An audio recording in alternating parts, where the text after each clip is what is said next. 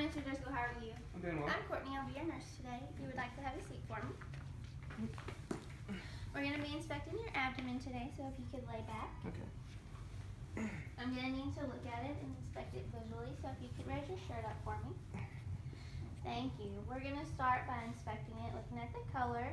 It's normal for the color of your abdomen to be a little bit lighter than the rest of your body as compared to your arm.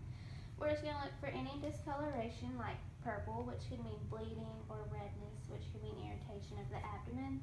And any jaundice that's present would be more likely to be seen in the abdomen. Now I'm going to just inspect it for the symmetry of the abdomen.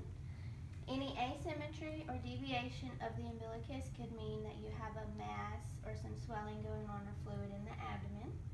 And I don't see any of that. The umbilicus is midline, so that looks well. I see you have a scar on your abdomen. Can you tell me where that's from? I had cellulitis like 2 years ago. Okay. And now I'm just going to look at the abdomen, make sure it's not distended. Any distension could just be obesity, or it could mean fluid in the abdomen.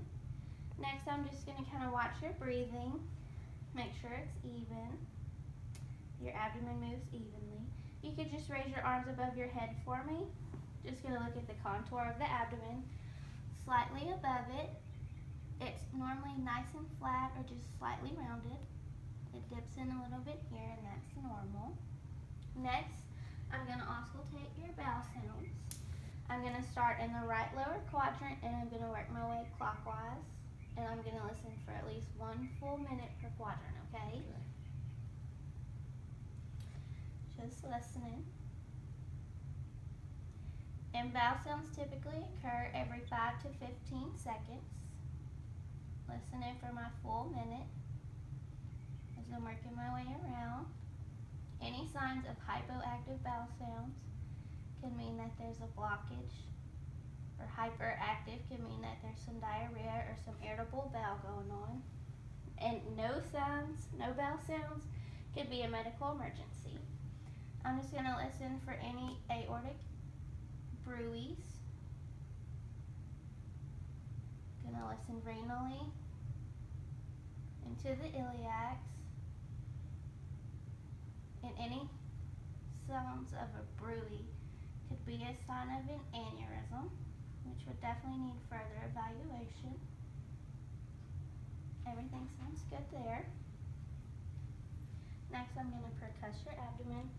I'm just going to start here and go in a circle, tapping gently on my middle finger, just listening.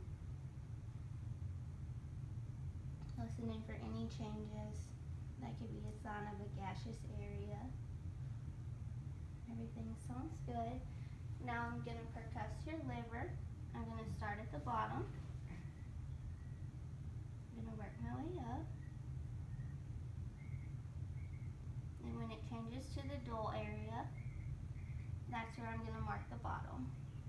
And then I'm going to start at the top and percuss downward.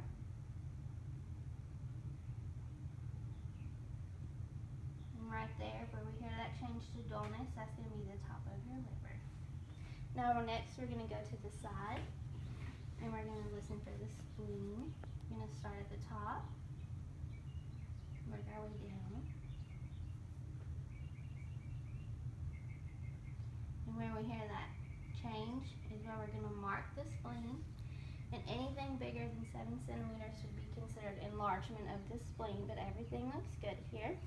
Next, if you could roll back over for me, I'm just going to do a little compression about 1 centimeter deep. Tell me if you feel any pain or tenderness as I do it, okay?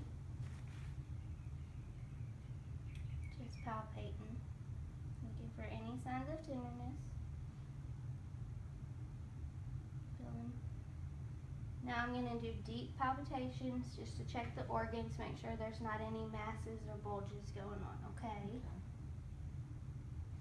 Tell me if you feel any pain going on. Just going to go in a circular motion.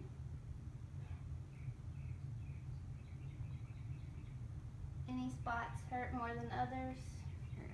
Okay. Now we're going to palpate the liver. put my fingers here facing your head. Can you inhale for me? And slowly exhale.